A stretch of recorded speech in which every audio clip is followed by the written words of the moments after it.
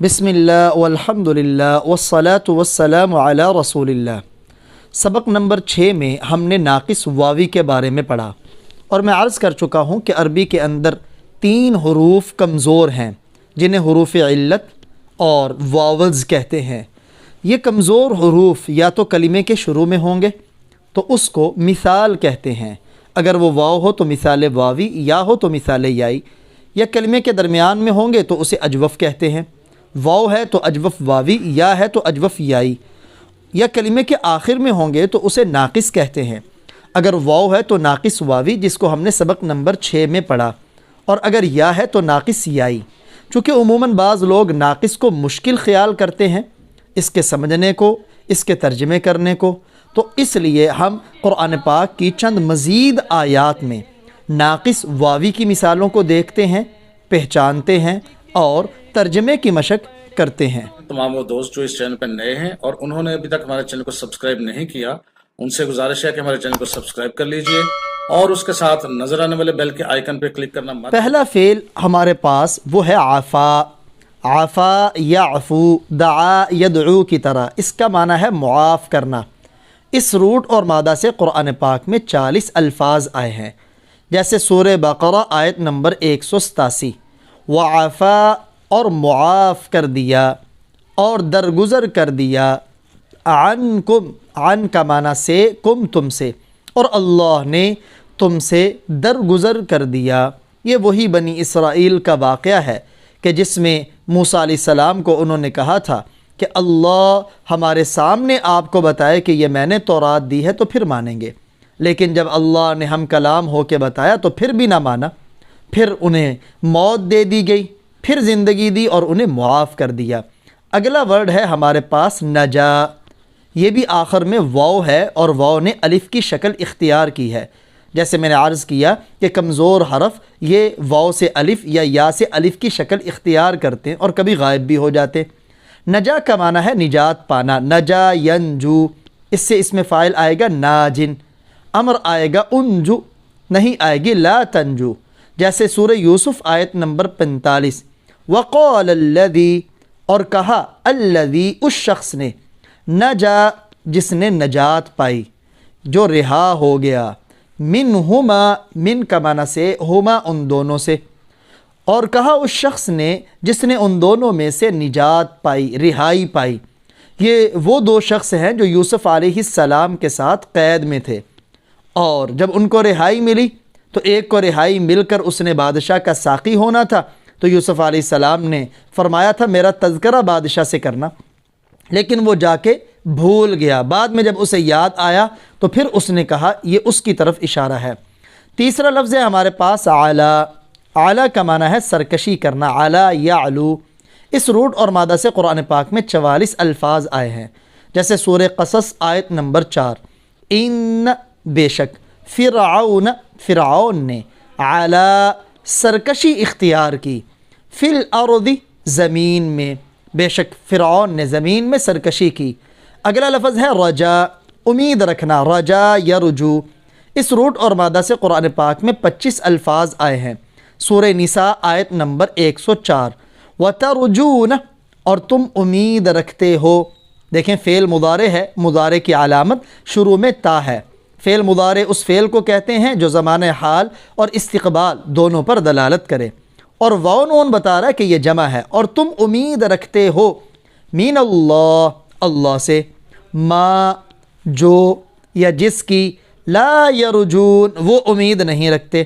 پہلا ترجون، تا، یہ مخاطب ہے آپ، تم، دوسرا یرجون، یہ یا غائب کے لیے ہے، وہ، اور لا یرجون مضارع منفی ہے، یعنی ایمان والوں کو سمجھایا گیا کہ تم ہمت کیوں ہار رہے ہو۔ ایک غزوے پر جب غزوے سے واپسی ہوئی، ابھی ہتھیار نہیں اتارے تھے تو پھر جہاد کا حکم ہوا، تو بعض ان میں سے تھکی ہاری طبیعت میں تھے، اس موقع پر یہ آیت نازل ہوئی کہ ابھی تک کافروں نے ہتھیار نہیں اتارے، حالانکہ جو تم اللہ سے امید رکھتے ہو وہ کافر اس کی امید نہیں رکھتے۔ اگلا لفظ ہے محا، محا یمحو، اس کا معنی ہے مٹانا۔ اس روٹ اور مادہ سے قرآن پاک میں 3 الفاظ آئے ہیں، اسی سے فعل ماضی متکلم کا صیغہ فمحونا، فا شروع میں اس کا معنی ہے پس، فعل ہے محونا، محوت محونا، پس ہم نے مٹایا آیت اللیل، رات کی نشانی کو، لیل رات، آیت نشانی کو کہتے ہیں، یعنی رات کو اندھیرا کر دیا تو یہ مٹانا ہے۔ ایسے ہی انہی 5 وربز کی آپ مزید مثالیں دیکھیں۔ عفا کی مثال فعل ماضی متکلم کا صیغہ ہے، سورہ بقرہ آیت نمبر 52۔ ثم پھر عفونا، ہم نے معاف کر دیا، ہم نے درگزر کر دیا، عنکم تم سے، من بعد ذلک اس کے بعد۔ اگلی آیت نجا کے اوپر ہے، سورہ قصص آیت نمبر 25۔ نجوت، نجا، نجوا، نجو، نجوت مخاطب کا صیغہ، اور آپ نے نجات پائی، آپ نے نجات پائی، من القوم الظالمین، من سے القوم الظالمین، ظالم قوم سے۔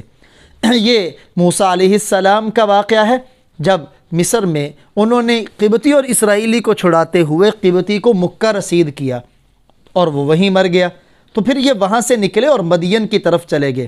جب شعیب علیہ السلام کے پاس پہنچے اور اپنا واقعہ سنایا تو انہوں نے کہا نجوت، آپ اب پریشان نہ ہوں، اب آپ نے نجات پا لی ہے ظالم قوم سے۔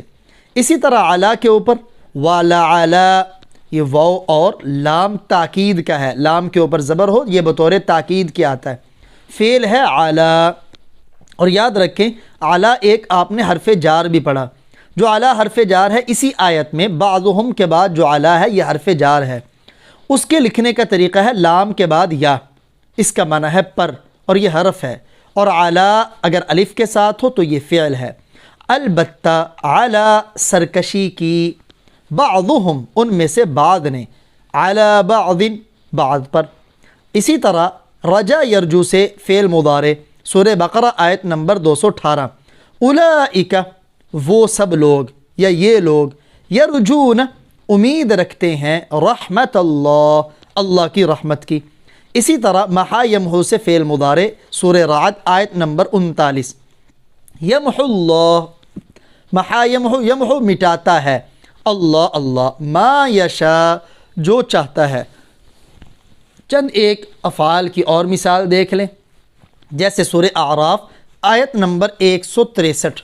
اذ جب، یعدون وہ زیادتی کرتے تھے، عدا یعدو یہ ناقص ہے، اس کا معنی ہے زیادتی کرنا، فی السبت ہفتے کے دن کے بارے میں، سبت ہفتے کو کہتے ہیں۔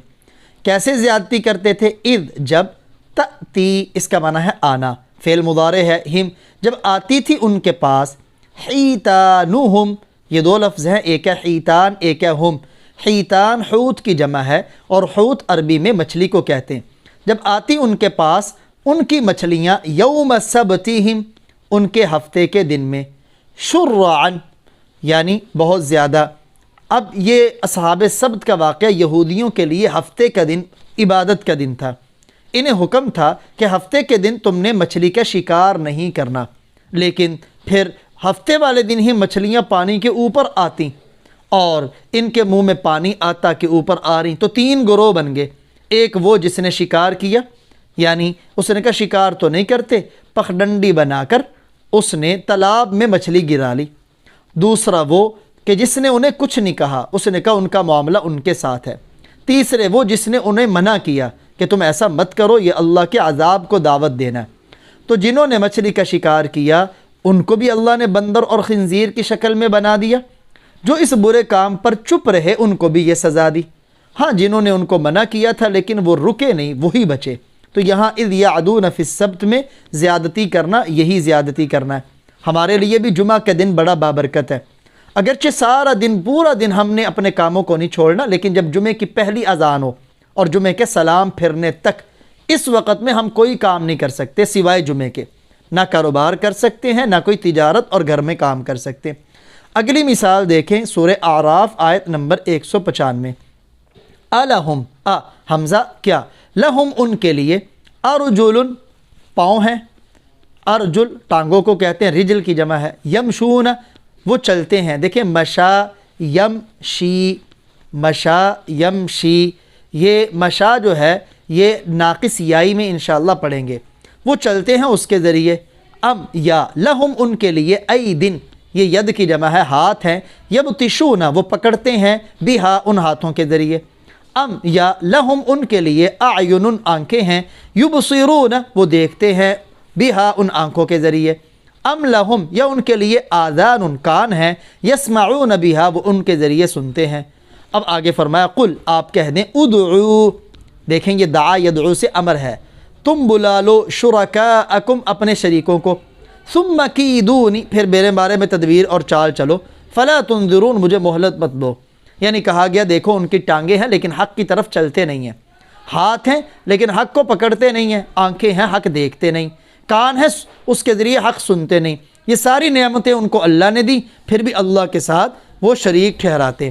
یہ چند ایک مثالیں میں نے مزید دیں تاکہ ہمارے لیے ناقص واوی کو سمجھنا، ترجمہ کرنا آسان ہو۔ مزید آپ بھی قرآن پاک لے کے بیٹھیں اور ان افعال کو تلاش کر کے ان کا ترجمہ کرنے کی کوشش کریں۔